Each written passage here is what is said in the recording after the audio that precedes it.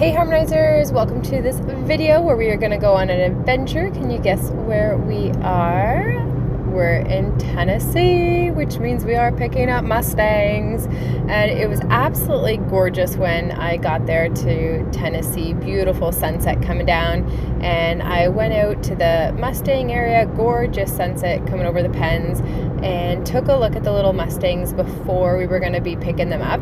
So this is the night before pickup. I got down there and you can't really see a whole lot. I'll change the lighting in a second here so that way you can see the horses a little bit better. But this is kind of the setup.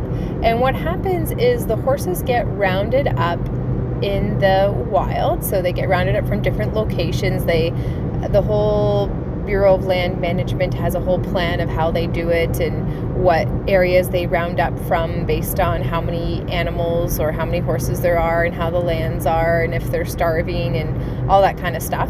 And then what happens is the horses go to holding facilities. And when they go to holding facilities, they get tattooed, like freeze branded, I should say. They get freeze brands on their sides.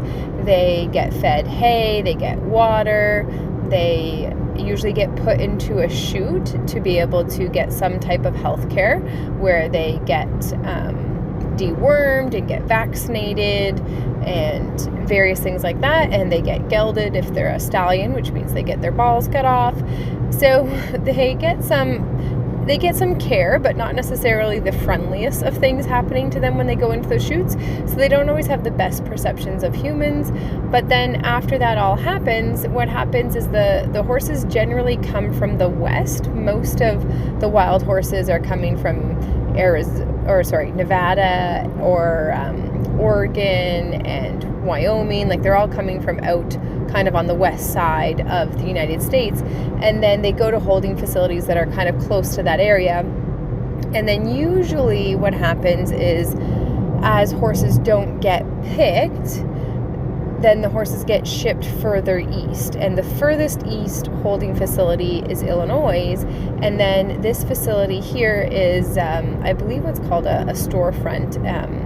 And so they get a whole bunch of Mustangs in. I forget how many hundreds of Mustangs she said that she rehomes every year, but she's affiliated with the Bureau of Land Management, and she gets these truckloads of Mustangs, and they come here to this facility, and they get sorted into these pens where they essentially get food and water. This is now the morning of, before going to take the horses home.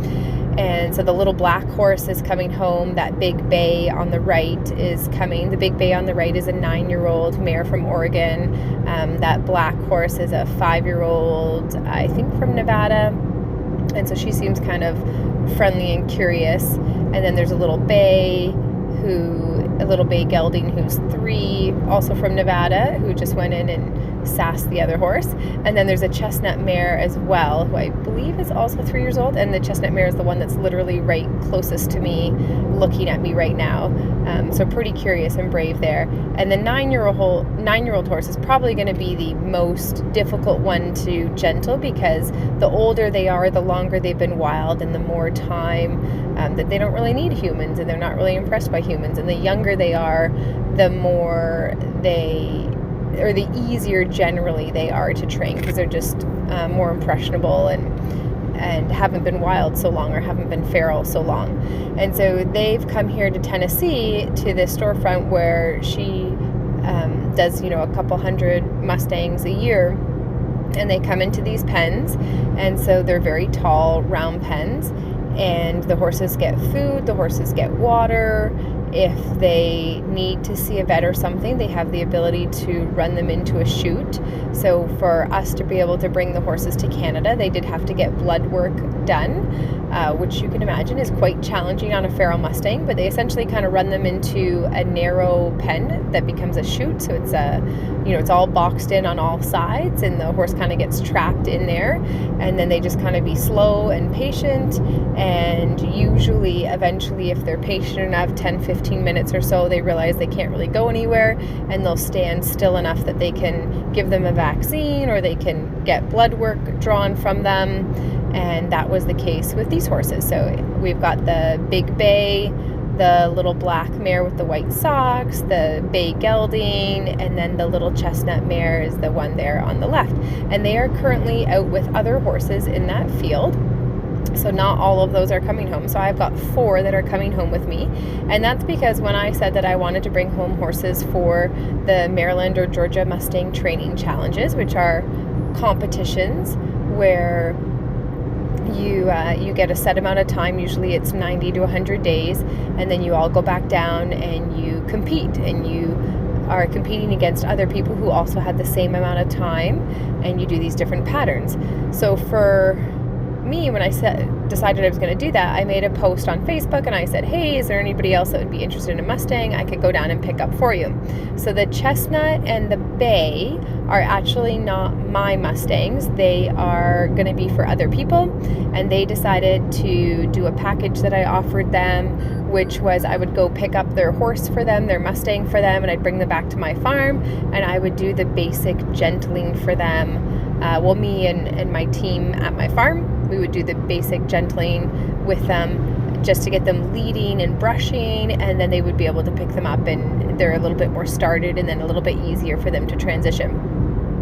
So that's the plan. And then the big bay, the 9-year-old mare, this is me trying to film as we run them into the chute. And I thought I would leave that footage for you so you could see how hard it is to actually film while we're sorting them. So what we're doing now is we have to sort them from the other horses that are in the field. So we just have the 4 that I'm bringing home. And so that's the big bay mare. That's the big 9-year-old mare. So we've got her down into the other side. So we're sort of just trying to get them all sorted out, so we just have the 4 that are coming home with me. So the big 9-year-old, that's the one that I chose. It's an Oregon horse, so they tend to be a bit bigger. Being 9, she's definitely going to be a lot harder, but I thought, well, I've done a lot of Mustangs at this point, why not pick a harder horse? Keep in mind that all horses that are chosen for Canada, which I am Canadian, are what are called sale authority horses, or 3-strike horses, meaning they have been offered to the USA 3 times through an auction or a training challenge or something, and they have not been picked. They have not been chosen, so they get what's called a strike. And then for every strike, after they have 3, they can be what are called sale authority, which means then a Canadian can choose them and they can go across the border to Canada. The reason why they say they do that is to try to prevent horses just going directly to slaughter, because Canada does have slaughter. However, when I take a Mustang home to Canada, I do sign a contract saying that I will not let it go to slaughter. It also does not make sense to me, because it's kind of like, okay, well, if you're pretty enough and you have good enough conformation and you seem quiet enough, we'll keep you in the States for a year and we'll protect you. But if you are not wanted, then, oh, well, after 3 tries, we tried, and go ahead and go to Canada anyways. I don't know. It doesn't make any sense to me, but that's what the rule is. So I'm only allowed to take sale authority Mustangs to Canada unless I want to choose one of the other Mustangs, but it has to stay within the States for an entire year first, which is what Tom's Treasure is. She was a Mustang. I really wanted a Palomino Mustang, and there's no way I'll ever be able to choose a Palomino Mustang as a sale authority, because all the cool colors always get scooped up by the Americans, so they're never a sale authority. So that's why Tom's Treasure is a horse that stayed in the States first. So anyways, we got all the Mustangs on the trailer. You can see it was very challenging trying to film and get them all in the trailer, but here they are. They all ended up in the trailer, and the little bay horse is actually a horse that somebody else had chosen but reneged and decided they didn't want to take them after the fact. So I figured I may as well still pick up the horse because she had her paperwork done, so she's coming home with me anyways. And then we got home and it was all dark, so you're gonna have to stay tuned to see them at home.